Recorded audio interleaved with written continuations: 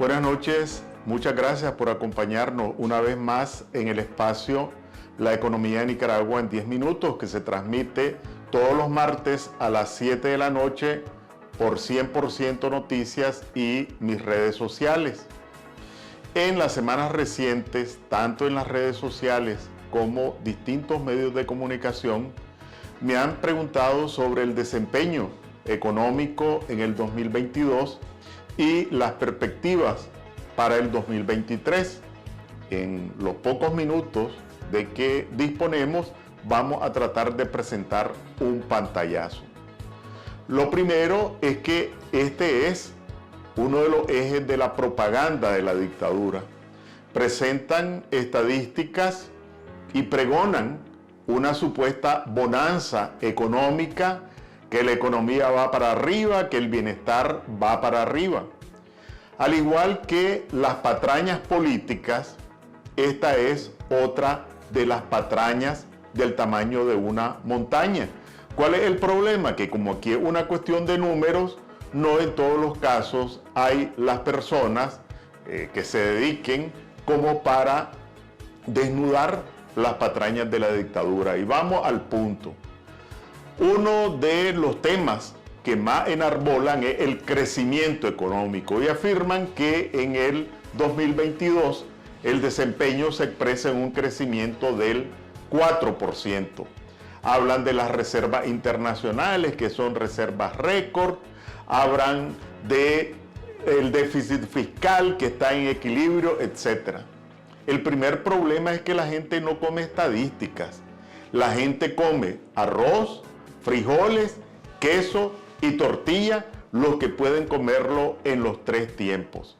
Entonces, más allá de las estadísticas, la economía solamente tiene sentido en función de el bienestar que genera en las familias, la estabilidad y las utilidades que genera en las empresas, independientemente del tamaño. Entonces, desmenucemos con los mismos datos. Aquí no hay ningún invento, ninguna especulación, ni que yo lo calculé. Son los mismos datos de la dictadura. Y hablemos del crecimiento económico. Dice la dictadura 4%, pero no dice cuál es la tendencia. Y la tendencia es que en el primer trimestre la economía creció menos que en el último trimestre del 2021. En el segundo trimestre del 2022 creció menos que en el primer trimestre. Y en el tercer trimestre, entre junio y septiembre, creció menos que en el segundo trimestre. ¿Qué quiere decir esto en dos platos? Que la economía viene en caída y que en el 2023 esa caída va a continuar. Eso si hablamos de estadísticas.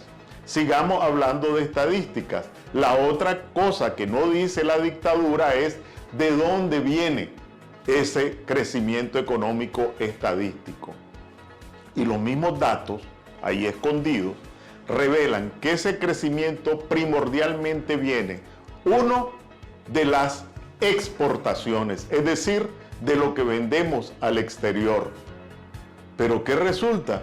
Que no estamos vendiendo más. Las exportaciones en términos de volumen, año a año, en los últimos años, han venido disminuyendo. ¿Y por qué ha aumentado el ingreso por las exportaciones, por lo que vendemos al exterior? Porque los precios internacionales han subido. Y eso no es resultado, no es mérito de la gestión económica de la dictadura, sino que tienen que ver con el comportamiento de la economía mundial. Entonces, uno de los motores del crecimiento no tiene que ver con las capacidades de gestión económica de la dictadura, sino que por factores externos, porque lo que producimos exportable ha venido decreciendo año con año según las mismas cifras del gobierno. Segundo, que no dice el gobierno públicamente, pero están en sus datos, que el otro motor de crecimiento de la economía es el consumo, lo que la gente compra. Pero ¿de dónde ha provenido si no se genera empleo, si hay carestía de la vida, este comportamiento del consumo, de las remesas internacionales, del sacrificio de los nicaragüenses en el exterior, que este año va a representar más de 3.000 millones de dólares. Y eso no es un mérito de la gestión económica de la dictadura, al contrario, es exactamente la mayor expresión del fracaso de la gestión económica y social de la dictadura, porque obliga a ese fracaso a que los nicaragüenses vayan a buscar mejor vida o mejores oportunidades fuera del país. En consecuencia, este aumento del consumo no es mérito de la dictadura. Pero tampoco sacan en su propaganda, pero está en sus bases de datos, que otro de los motores de una economía normalmente es la inversión pública y la inversión privada. Y de ahí, ¿y qué dice el gobierno? Que en el tercer trimestre, que es el último dato del 2022, las inversiones públicas y las inversiones privadas más bien disminuyeron. Y disminuyeron más que en el segundo trimestre, que también disminuyeron. Y las inversiones son la base para el crecimiento futuro. Ahora vamos a ver qué es lo que ha ocurrido con la gente. Los mismos datos de la dictadura, y esto tiene que ver con los frijoles, la tortilla, el queso.